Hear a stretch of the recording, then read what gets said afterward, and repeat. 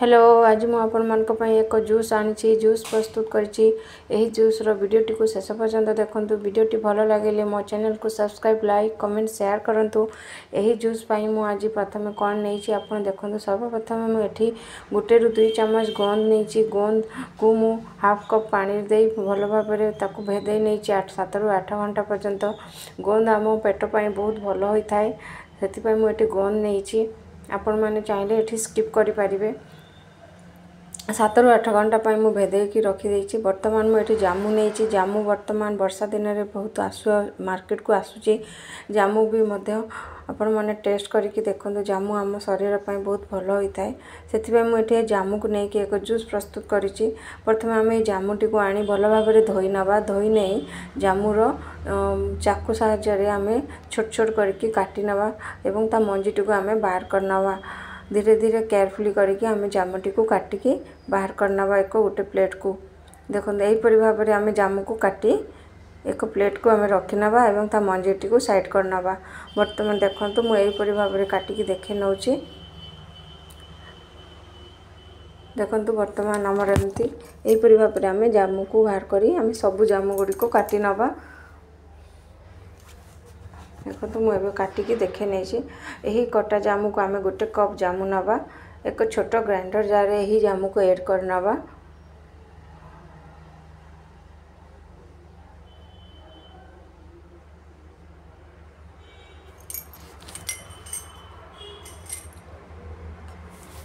एथिरे मु बीट लूण ऐड करिछि गोटे चम्मच। चीनी आपण स्वाद अनुसार कम बेसी करि परिबे। एटी लेंबू रस मु 2 चम्मच नैछि। चाट मसला गोटे चम्मच नैछि। चटपटा आनिबा पई मु एठी चाट मसला ऐड करछि। जो आमे भेदे रखिथिबा गोंद टिक देखंतु एही परि भाबरे गोंद हे जिवो। आमे गोंद को एथिरे 2 चम्मच ऐड कर नवा। गोंद हमर पेट पई बहुत भलो होइताय, सेति पई मु एठी गोंद नैछि।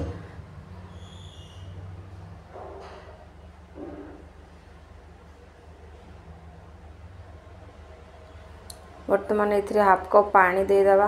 ठंडा ठंडा पानी ऐड कर दवा। पानी ऐड करी ताको आमे ग्राइंडिंग करी आनी आसीबा। देखंतु मु एबे वर्तमान ग्राइंडिंग करी नै आसीछि। एही जूस को आमे एबे ग्लास रे सर्व करिवा। तो सर्वप्रथम आमे एक ग्लास नै जिबा। ग्लास रे मु एठी आकुरु चिया सीड्स भेदै की रखितिली। चिया सीड्स आपण 2 रु 3 चम्मच पानी रे पानी पके भेदै नबे। मु एठी 2 चम्मच एठी चिया सीड्स ऐड करछि। जामु जूस को जो ग्राइंडिंग कर रखिछि सेथिरे आमे ग्लास रे ऐड कर नबा।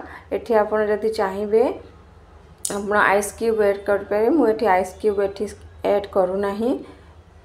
वर्तमान आमे से ग्लास ऊपर कटा जामु को ऐड कर नबा एवं कटा जामु द्वारा आमे सजै नबा। वर्तमान हमरो जामुर जूस प्रस्तुत हो गला। यही जूस को आपण करिकी देखंतु। निश्चित आपण मान को भलो लागिवो एवं पेट पई मध्ये बहुत भलो। वर्ष को थरे जामु आछि।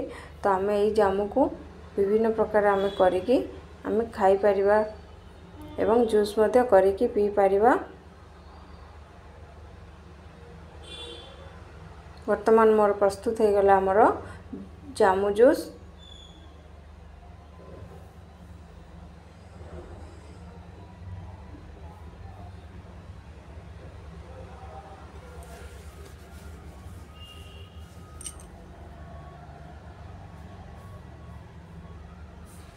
Bye bye.